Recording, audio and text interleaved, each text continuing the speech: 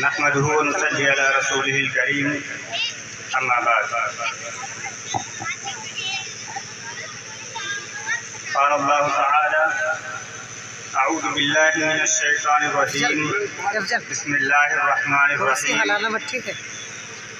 اقرأ باسم ربك الذي خلق خلق الإنسان من علق اقرأ وربك الأكرم الذي علم بالقلم علم الإنسان ما لم يعلم صدق الله العظيم. داعش پر تشریف فرما استاد محترم اور علماء گرامی اور جلسے گاہ میں تشریف فرما میرے معزز دینی اور ایمانی بھائیوں اور پردہ نشین میری ماؤں اور بہنوں،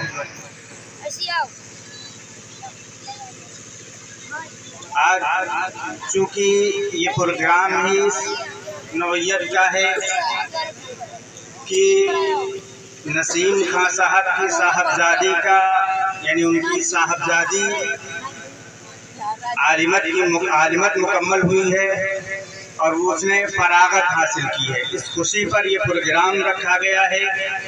بہت ہی خوشی کا مقام ہے، بہت ہی مسرت کا موقع ہے. اللہ تبارک و تعالیٰ ان کے والدین کو جزائے خیر عطا کرے.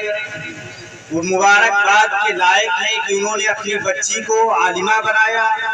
یہ ہم سب کے لیے عبرت اور نصیحت کا بھی موقع ہے. انہوں نے اپنی بچی کو عالمہ بنایا ہے. اللہ نے ان کو توفیق دی. بہت بہت مبارکباد ہو ان کا. چونکہ یہ ایسا موقع ہے اس لیے کسی اور عنوان سے بولنا اور اپنی بات کو کسی دوسرے موضوع پر لے جانا یہ مناسب نہیں ہے، کہ علم ہی کے عنوان سے میں کچھ باتیں کروں گا. اس کے علاوہ علماء کرام تشریف فرما ہیں، استاد محترم تشریف فرما ہیں، اور بھی بولنے والے لوگ ہیں. میں آپ ہی کا بستی کا ہوں، آپ ہی کی بستی کا ہوں. مجھے تو آپ روزانہ سنتے ہی رہتے ہیں. وقفہ یعنی کچھ وقت کے بعد جمعے میں بھی میں بیان کرتا رہتا ہوں. تو میرے بیان کو اتنا قیمتی نہیں ہے.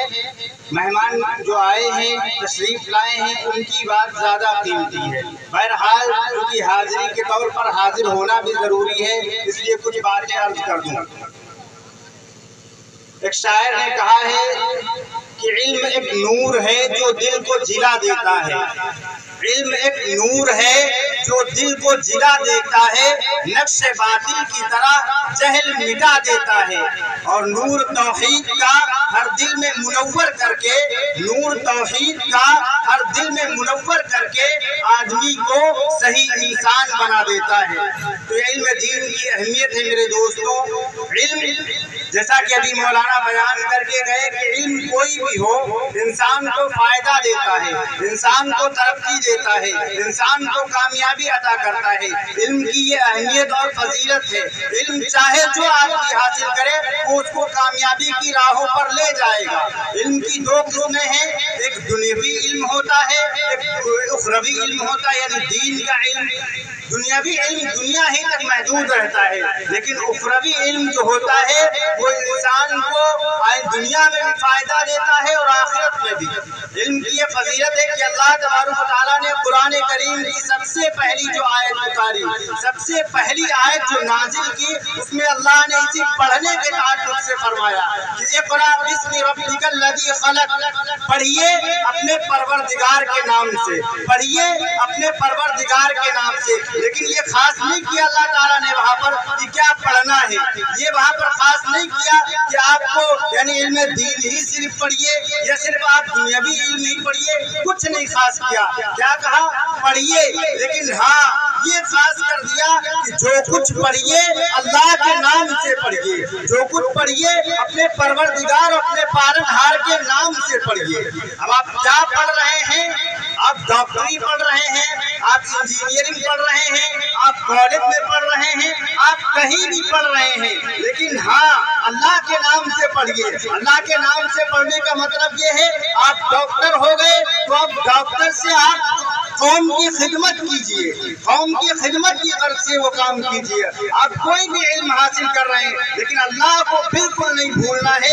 اللہ نے قرآن کی سب سے پہلی جو آیت نازل کی اس میں یہی ارشاد فرمایا۔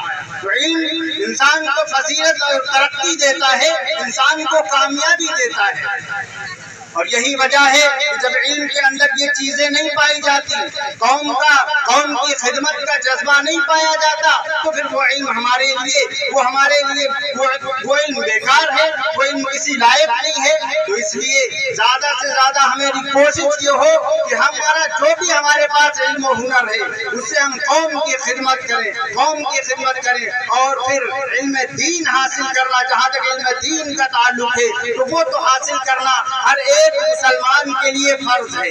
علم دین حاصل کرنا ہر ایک کے لیے فرض ہے۔ اللہ کے نبی پاک صلی اللہ علیہ وسلم نے ارشاد فرمایا کہ عالم کی مثال، عالم کی فضیلت عابد پر ایسی ہی ہے جیسے کہ 14ویں رات کے چاند کی مثال، فضیلت جو ہے وہ تمام ستاروں پر ہے۔ ایک عالم کی مثال فضیلت عابد پر 14ویں رات کے چاند کی طرح ہے، یعنی 14ویں کا جو چاند ہوتا ہے پورا مکمل ہوتا ہے تو وہ اس کی روشنی جو ہے وہ یعنی بھاری ہوتی ہے، زیادہ ہوتی ہے، وہ سارے ستاروں پر چھا جاتی ہے۔ تو اس لیے یعنی عالم کی مثال، اب یہ کیوں فرمایا؟ اس لیے کہ عالم جو ہے اس کے پاس ایک نور ہوتا ہے، عالم کے پاس علم کی ایک روشنی ہوتی ہے، وہ اس روشنی سے راستہ تلاش کرتا ہے، وہ اس روشنی سے دیکھتا ہے کہ کون سا راستہ بہتر ہے، کون سا راستہ اچھا ہے، کون سا راستہ اللہ کا بتایا ہوا ہے، اور کون سا راستہ وہ ہے جس سے منع کیا گیا ہو۔ لیکن عابد کہتے ہیں جو اللہ کی عبادت کرنے والا ہو، اتنا اس کے پاس علم نہیں ہے لیکن ہاں سب گزار ہے، تہجد گزار ہے، اس کو عابد کہتے ہیں۔ تو عابد پر اس کی یہ فضیلت ہے عالم کی۔ عابد یہ ہے کہ عابد یعنی اگر کوئی دوسرا اس سے زیادہ بتانے والا مل جائے تو اس کی بات مان بھی لیتا ہے، وہ چاہے بتانے والا بھلے ہی اس کو کوئی ایسی بات بتا دے جو قرآن و حدیث سے اور شریعت کے خلاف، لیکن جب وہ خود سامنے والا جان نہیں رہا تو مان لے گا نا اس کو، تو اس لیے وہ مان بھی لیتا ہے۔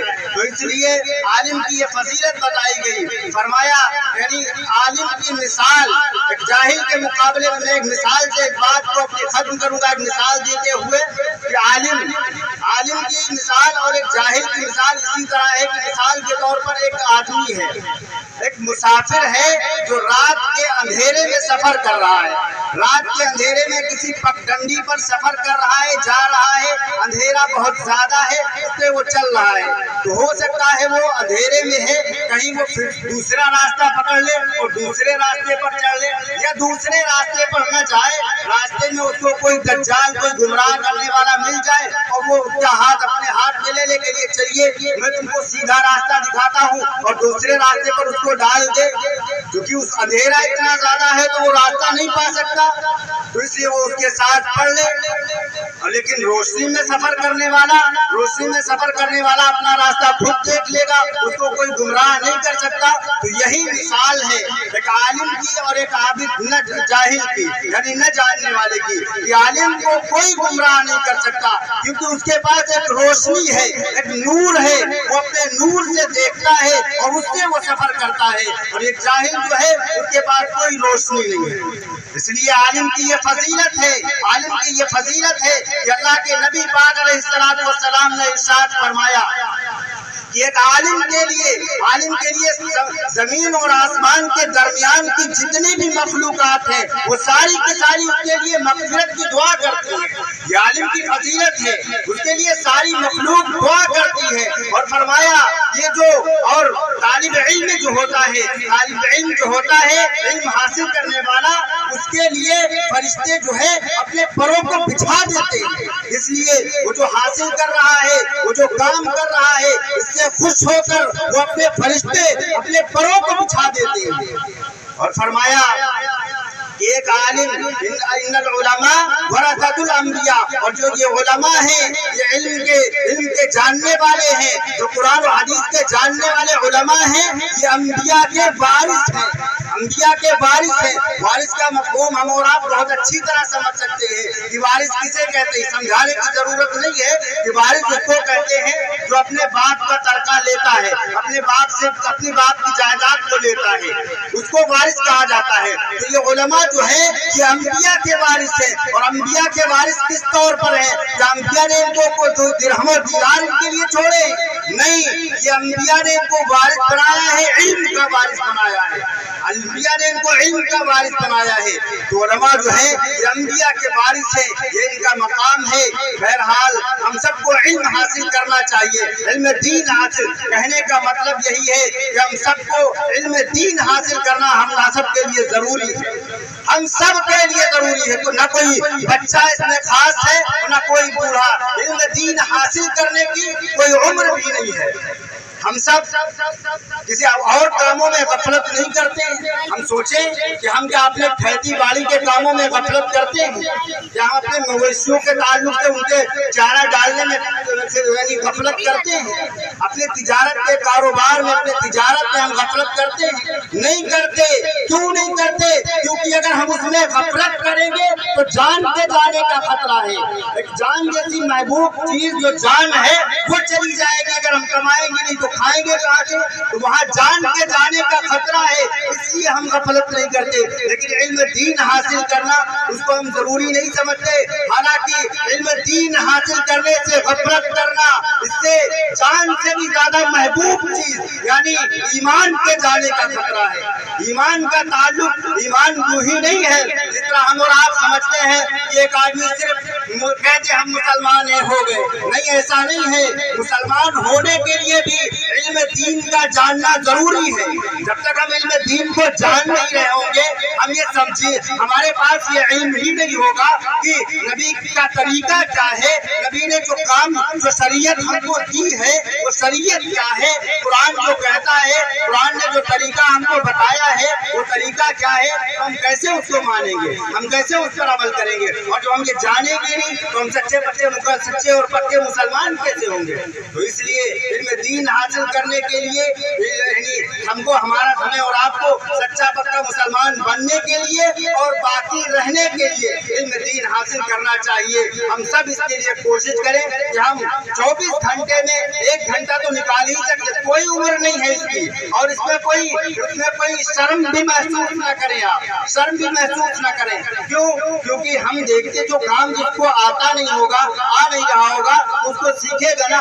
दुनियावी काम होते हम उसको सीखने में शर्म महसूस करते हैं? बिल्कुल नहीं करते। हम मोबाइल एक खरीद कर लाए, हमको अगर चलाना नहीं आता तो हम ठीक चलाने वाले से पूछते हैं ना कि भाई इसको बता दीजिए कैसे चलाया जाएगा। अगर हम तिजारत में पहली बार कदम रखेंगे तो उसके बारे में हम नहीं जानते तो किसी जानने वाले से पूछते हैं ना ये हम कर रहे हैं कैसा है। तो इसलिए जब उसमें हम शर्म महसूस नहीं करते, उसका ताल्लुक तो सिर्फ दुनिया से है और चंद कौड़ियों से है, थोड़े से सिक्कों से है, तो ये इल्म दीन को सीखने में हम क्यों शर्म महसूस करें, जिसका ताल्लुक हमारी उखरवी कामयाबी से है। अगर हम इल्म दीन नहीं सीखते होंगे तो अगर हम नमाज में हमने नहीं सीखी तो क्या हमारी नमाज सही हो जाएगी? अगर हम इल्म दीन नहीं सीखे होंगे तो हम अच्छे से नमाज पढ़ सकते हैं? नहीं पढ़ सकते। इसलिए मेरे भाइयों, किसी पढ़े लिखे से जो पढ़ा लिखा हो, तो सारी चीजों से वाकिफ हो, उसके पास बैठे अपना वक्त निकाल कर, कुछ लम्हा निकाल कर और उससे दीन सीखें। दीन सीखने की कोई उम्र नहीं होती।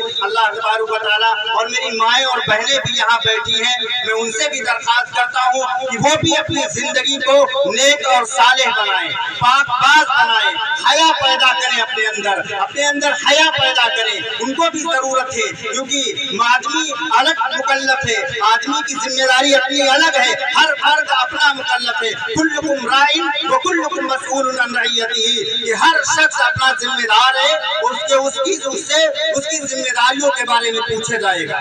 तो हम अपनी जात के जिम्मेदार हैं, औरतें अपनी जिम्मेदार हैं, हर फर्द अपना अपना जिम्मेदार है और उससे किए का सवाल किया जाएगा। तो मेरी माँ और बहनें बैठी हैं, उनसे भी मैं गुजारिश करता हूँ कि वो भी अपनी जिंदगी को सालेह बनाएं, नेक बनाएं, अपने अंदर हया पैदा करें, तकवा पैदा करें और ज्यादा से ज्यादा दीन सीखें और उसको अपनी जिंदगी में लाएं। क्योंकि औरतें, ये बात बहुत यानी सच बात है कि औरत ही से घर का माहौल बनता کرتا ہے. گھر کا عورت ہی معاشرے کی بنیاد ہے. عورت چاہے تو معاشرے کو خوبصورت بنا دے, گھر کو خوبصورت بنا دے, اور اگر نہ چاہے تو وہی گھر جہنم بھی بن سکتا ہے اور جنت بھی بن سکتا ہے. اس لیے میری مائیں اور بہنیں ہیں, ان سے درخواست ہے کہ وہ سب دین سیکھیں اور دین سکھائیں. اللہ تبارک و تعالی ہمیں کہنے سے زیادہ عمل کی توفیق دے. وآخر دعوانا الحمدللہ رب العالمین.